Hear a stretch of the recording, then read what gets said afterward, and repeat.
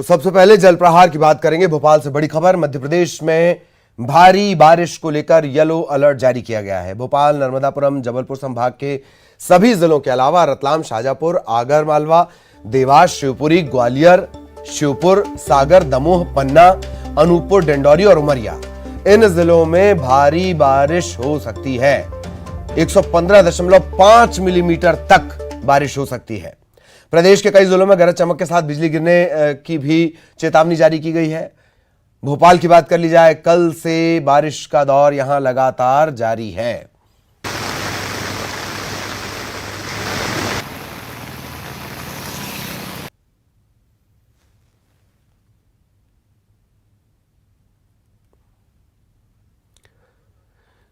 तो सागर, दमोह, पन्ना, अनूपपुर, इन तमाम जिलों के लिए अलर्ट जारी किया है और भारी बारिश को लेकर अलर्ट जारी किया गया है, येलो अलर्ट। यह भी बताया गया है कि तकरीबन 115 मिलीमीटर तक बारिश हो सकती है।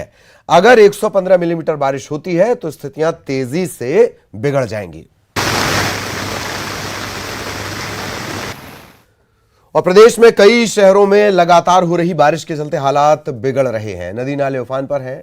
बाढ़ को लेकर अलर्ट भी जारी किया गया है। तवा, नर्मदा, क्षिप्रा, बेतवा, पार्वती के किनारे बाढ़ का खतरा है। पार्वती उफराने से श्योपुर कोटा हाईवे 30 घंटे तक बंद रहा। श्योपुर में अमराल नदी पर बने सोई भीखापुर का रपटा डूब गया। भोपाल में एयरपोर्ट, लालघाटी, ऐशबाग, नारियल खेड़ा, यहां की जो सड़कें थीं 3-3 फीट तक डूब गईं। कोल्हास नदी का पानी भदभदा के आगे सीहोर रोड पर आ गया। भोपाल सीहोर मार्ग भी बंद रहा जब तक पानी नहीं उतरा। शिवपुरी के मोहिनी सागर और मड़ीखेड़ा बांध के गेट खोलने से सिंध नदी में भी पानी बढ़ गया है। क्वारी नदी का जलस्तर तेजी से बढ़ा है। खंडवा में इंदिरा सागर बांध के 12 गेट खोलने पड़े। सीहोर के नसरुल्लागंज और रेहटी में भारी बारिश के चलते निचले इलाकों में पानी भरा हुआ है।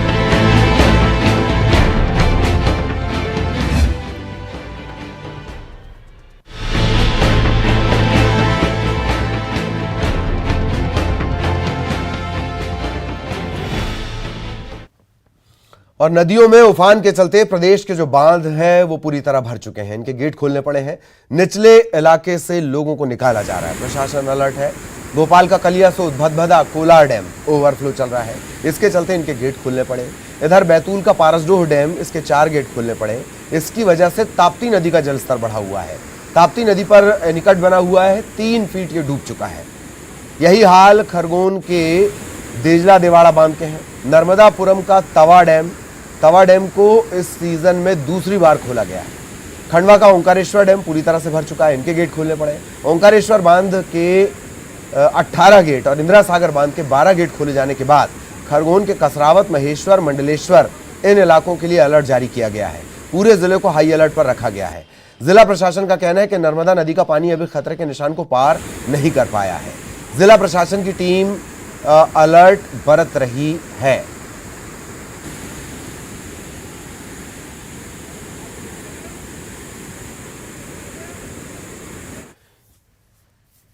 इधर भोपाल के कलियासोत बांध का गेट खोले जाने के बाद बेतवा नदी का जलस्तर अचानक से बढ़ा है।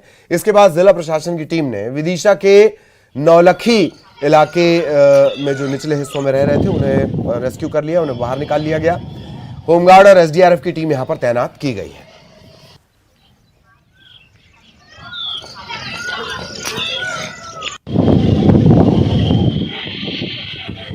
तो बेतवा भी खतरे के निशान के करीब पहुंच चुकी है और जलस्तर इसका अचानक बढ़ा है। विदिशा का जो नौलखी इलाका है वहां से जो निचले इलाकों में रहने वाले लोग हैं उन्हें निकाल लिया गया है। एसडीआरएफ की टीम और होमगार्ड उन्हें तैनात किया गया है। जिला प्रशासन की टीम की नजर है, ये दावा किया जा रहा है। बेतवा नदी खतरे के निशान के करीब है। हालांकि पूरे मध्य प्रदेश के लिए ये एक अच्छी बात है कि अब तक नर्मदा खतरे के निशान पर नहीं पहुंची है।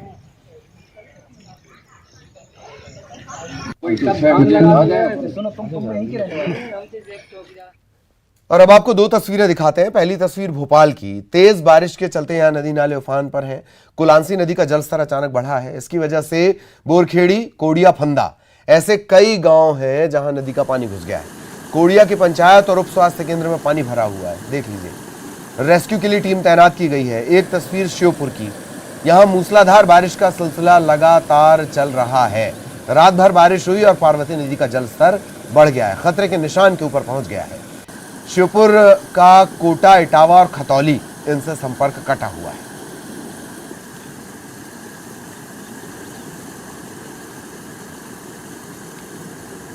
तो लगातार ये बारिश का सिलसिला जो है वो चल रहा है। ये दो तस्वीरें आप देख रहे हैं, भोपाल और श्योपुर की ये तस्वीरें हैं। इधर डिंडौरी में मूसलाधार बारिश का सिलसिला चल रहा है। बारिश के चलते सिवनी नदी उफान पर है, नदी का पानी पुल पर चढ़ गया है। इसके चलते गोरखपुर से गोपालपुर को जोड़ने वाली सड़क पर वाहनों की आवाजाही प्रभावित हुई है। जिला मुख्यालय से कई गांवों का संपर्क टूट चुका है।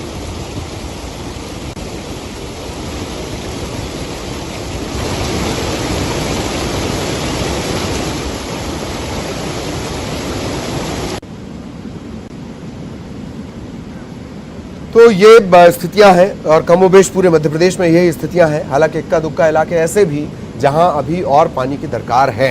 अनुराग हमारे सहयोगी भोपाल से हमारे साथ जुड़े हुए हैं, सुनील हमारे सहयोगी शाजापुर से हमारे साथ जुड़े हुए हैं।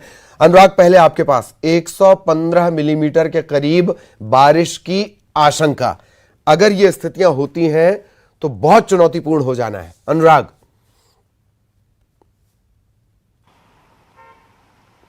बिल्कुल ललित, देखिए अभी मैं राजधानी भोपाल में मौजूद हूँ और यहाँ पर भी जो काले घने बादल छाए हुए हैं वो बेहद डराने वाले हैं, क्योंकि सुबह से ही भोपाल में लगातार बारिश हो रही है। भोपाल के आसपास के इलाकों में भी जमकर बारिश हो रही है और इसी के कारण निचली बस्तियों में पानी भर गया है। कलियासोत डैम के गेट खोले गए, भदभदा डैम के गेट खोले गए और उसके कारण रायसेन सीहोर में जो पानी पहुंचा है उससे भी कई गांवों को खाली कराया गया है। निचली बस्तियों में लोगों के फंसने की खबर निकल कर आई। लेकिन जिस तरीके से आप जिक्र कर रहे हैं कि अब जो मौसम विभाग ने चेतावनी जारी की है कि अगले 24 से 48 घंटों के अंदर 115 मिलीमीटर से ज़्यादा बारिश हो सकती है और जिस तरीके का अलर्ट ऑरेंज और येलो अलर्ट जारी किया गया वो बेहद डराने वाला है। यानी कि स्थितियों को किस तरीके से नियंत्रित किया जाएगा ये भी एक चुनौती का विषय बन गया है, क्योंकि एसडीआरएफ, एनडीआरएफ की टीमें लगातार एक्टिव हैं। जहां से शिकायतें मिल रही हैं वहाँ तत्काल रिस्पांस दिया जा रहा है। लेकिन लगातार जो तस्वीरें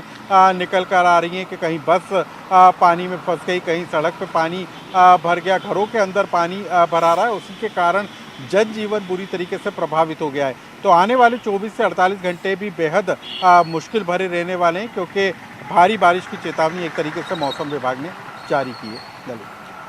चलिए अनुराग लगातार हमारे साथ बने हुए हैं, सुनील भी हमारे साथ बने हुए हैं। सुनील के पास आपको लिए चलेंगे। सुनील, किस तरह का अपडेट शाजापुर से, फिलहाल क्या स्थिति? देखिए ललित, लगातार पिछले 3 दिनों से बारिश का दौर जारी है। अभी भी रिमझिम बारिश का दौर चल रहा है, रुक रुक के बारिश हो रही है और इसी बारिश के कारण जो है तमाम जलाशय, नदी नाले उफान पर है। चीलर, कालीसिंध, नेवज, लखुंदर जो तमाम नदियां जिले में बहती है वो लगातार तेजी से फैल रही है और जिसके कारण जो है कई जगह हादसे भी आ रहे हैं। कल मोहन बड़ौदे क्षेत्र में एक बाइक सवार जो है वो अपने साथी के साथ जा रहा था और थोड़ी सी लापरवाही में दोनों पानी में बह गए और एक तो सुरक्षित निकल गया लेकिन दूसरे की मौत हो गई। एसडीआरएफ की टीम ने उसके शव को बरामद किया। इसके अलावा कल ही हमने दर्शकों को दिखाया था कि किस तरीके से एक स्कूल बस के संचालक ने लापरवाही से गहरे पानी में बस को उतार दिया था। तो बारिश के साथ साथ हादसे लगातार चल रहे हैं और अभी भी लगातार बारिश चल रही है। बारिश के कारण जो शहर का निचला इलाका है, महपुरा इलाका, वहाँ पर निचले इलाकों में जलभराव के हालात पैदा हुए हैं। जिला प्रशासन लगातार बारिश की मॉनिटरिंग कर रहा है, साथ ही कोशिश ये कर रहा है, लोगों को समझाइश दे रहा है कि जहाँ भी गहरा पानी हो, जहाँ पर पुल पुलियाओं के ऊपर पानी हो, ऐसे पानी को लोग पार न करें। ग्रामीण अपनी मजबूरी अपनी जगह बताते तो प्रशासन की चेतावनी अपनी जगह है। तो बारिश के कारण कहीं न कहीं जनजीवन प्रभावित हुआ है और शाजापुर जिले में भी तमाम नदी नाले उफान पर है।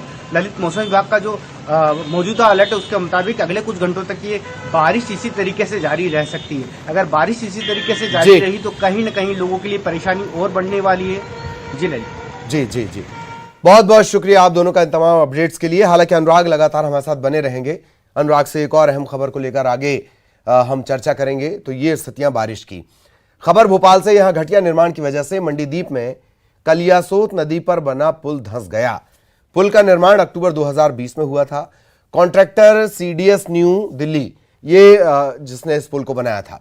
कलियासोत पर बने पुल पानी का बहाव नहीं झेल सका, एक हिस्सा गिर गया।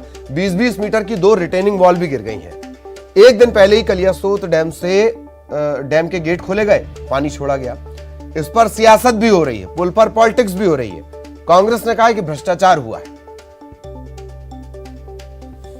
2020 में ये पुल बनकर तैयार हुआ था। कलियासोत डैम के ऊपर ये पुल का निर्माण किया गया था। हाई क्वालिटी का ये पुल बताया गया था, लेकिन कलियासोत में बाढ़ का पानी छोड़ने के बाद इसका बहाव ये पुल नहीं झेल पाया। और ये देखिए आप 2 साल में बने पुल किस तरीके से ढेर हो गया और यहाँ पर अब रास्ते को बंद किया गया है, वन वे किया गया। और यह तस्वीर आपको बता रही है कि किस तरीके से निर्माण कार्य में घटिया क्वालिटी का निर्माण कार्य किया गया है। जो कॉन्ट्रैक्टर है CDS न्यू दिल्ली के द्वारा ये पुल का निर्माण किया गया था। नेशनल हाईवे के द्वारा ये पुल बनाया गया था, लेकिन जिस तरीके से ये पुल गिरा है उसके बाद जो कहानी बयां हो रही है वो इस बात को बता रही है कि किस तरीके से घटिया निर्माण कार्य इस पुल को लेकर किया होगा कि पानी का बहाव वो नहीं झेल सका। और मैं आपको सबसे पहले बताऊं कि सबसे पहले ये रिटर्निंग वॉल जो है, एक हिस्सा रिटर्निंग वॉल का था जिससे ये पुल जुड़ा हुआ था, पहले ये गिरा।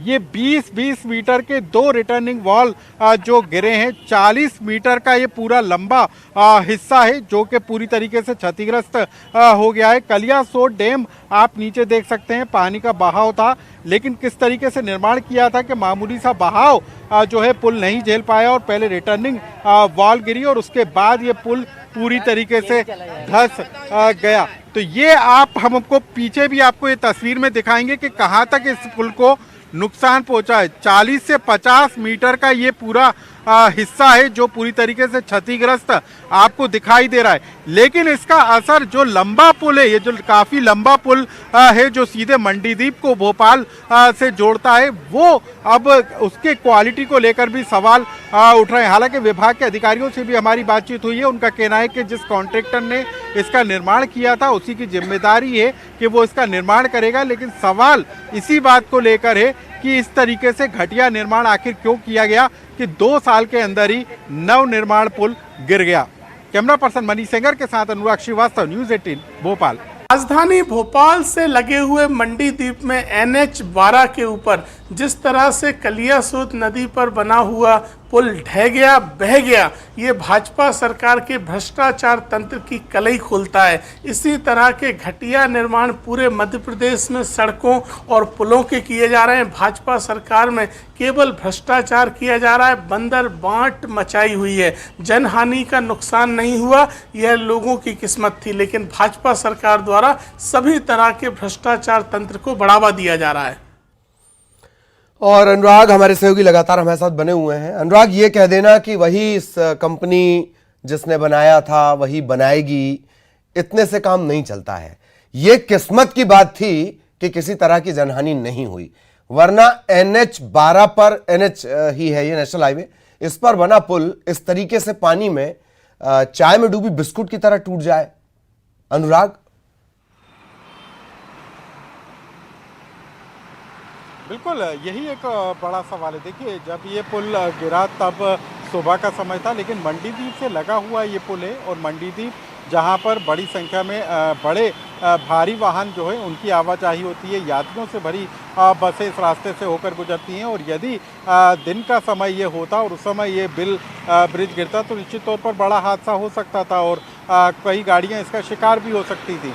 तो ये अच्छी बात है कि किसी तरीके की जनहानि नहीं हुई, लेकिन सवाल इसी बात को लेकर है कि जब इस पुल को डिज़ाइन किया गया था तो इसकी तमाम तरह की तकनीकी पहलुओं को क्यों नहीं परखा गया। जब कलियासोत डैम के ऊपर इसको बनाया गया है तो जब पानी का बहाव नीचे से तेज होगा तो उस बहाव को ये पुल झेल पाएगा कि नहीं, इस तरीके की क्वालिटी का ध्यान क्यों नहीं रखा गया। ये तमाम तरह के सवाल हैं। जांच की जाएगी, पुल का दोबारा निर्माण होगा, संबंधित एजेंसी काम करेगी, उस पर पेनल्टी लगाई जाएगी, ये सारी विभागीय कवायद है। लेकिन जो पुल 2 साल के अंदर ही इस तरीके से गिर जाएगा तो उसका अंदाज़ा लगाया जा सकता है कि उसकी लंबी उम्र कितनी होगी, उसकी क्वालिटी किस तरह की होगी। कई तरह के सवाल उठकर खड़े हो रहे हैं। तो किस तरीके से अब इस पूरे मामले को लेकर विभागीय कार्रवाई होती है, ये देखना जरूरी होगा।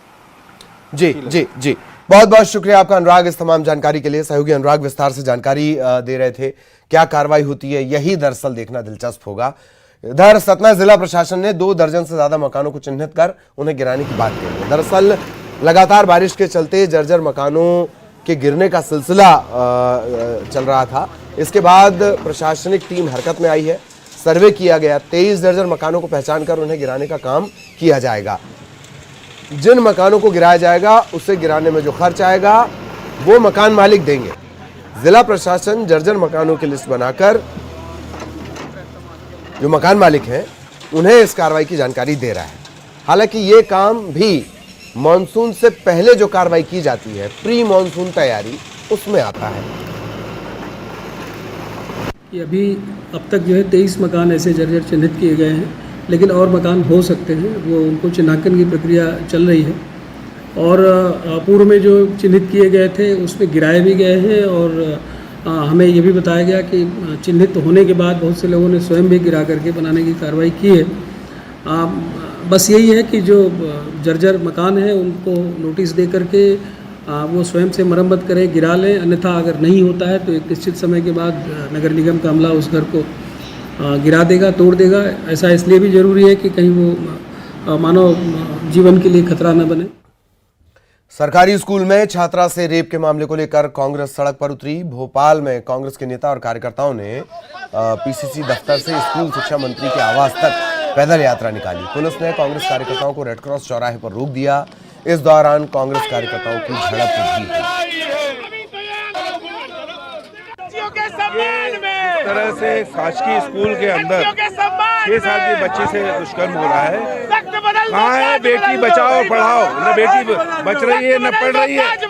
ये मिस्टर परियार जो मंत्री हैं इनको इस्तीफा देना चाहिए। सतना जिले के बिरला टपरिया का रहने वाला शख्स विदेश जाने के चक्कर में मलेशिया में पकड़ा गया। परिवार वालों का कहना है कि उनके बेटे ने वॉइस मैसेज भेजकर बताया कि उसे अवैध वीजा होने के आरोप में गिरफ्तार कर जेल में बंद कर दिया गया है। जबकि एजेंट का कहना है कि उसे जो वीजा दिया गया वो वैध वीजा है। परिवार वालों ने वकील के जरिए सरकार और मलेशियाई सरकार से संपर्क साधकर मदद की मांग की है।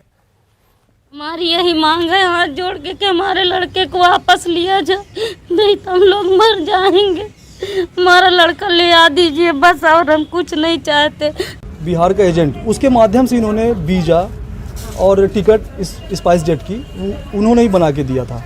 और इनके पास जो अमित मल्लाह के पिताजी हैं, इनके पास उसका वॉइस SMS आया एक दिन कि शायद 13 जुलाई को कि आपका लड़का जो है मलेशिया में बॉर्डर क्रॉस करते समय एलोर सेटर जेल में पुलिस को द्वारा पकड़ लिया गया है। अब वो कह रहा है कि हम 10 से 15 दिन में आपका लड़का आ जाएगा, लेकिन आज 1 महीने से ऊपर हो गया है, अभी लड़के की कोई खोज खबर नहीं। नर्मदापुरम के किसान योगेंद्र सोलंकी ने अलग अलग अनाज मिलाकर राष्ट्रपति द्रौपदी मुर्मू की आकर्षक तस्वीर बनाई है। योगेंद्र ने द्रौपदी मुर्मू की तस्वीर को बनाने के लिए ज्वार, बाजरा, कोदो, कुटकी का इस्तेमाल किया है। इस तस्वीर को योगेंद्र सोलंकी सीएम शिवराज सिंह चौहान को सौंपेंगे। और इसी के साथ इस बुलेटिन में इतना ही। खबरें जारी हैं।